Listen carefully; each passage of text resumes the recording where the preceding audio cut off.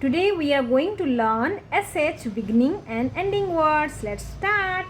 So, when two or more consonants means S and H are consonants joined together, they make a new sound S. So, su, cas, sop, si. Okay.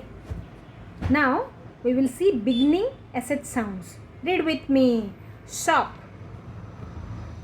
self, see,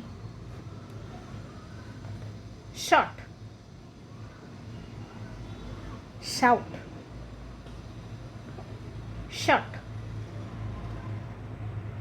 shy, sip, sake, shook, shoot. Now we will learn ending SH sound. You can see SH at the end. Class, cas, puss, fish, bless, dis,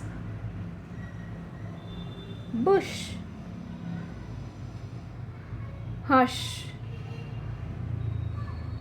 brush, fresh, whiz, was.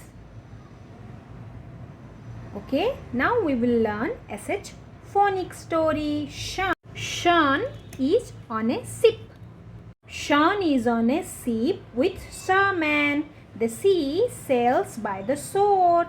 They see a shark far from the ship. They shall have to stay in shallow water. Sherry got her shirt dirty. She should really. Her friend has one to say.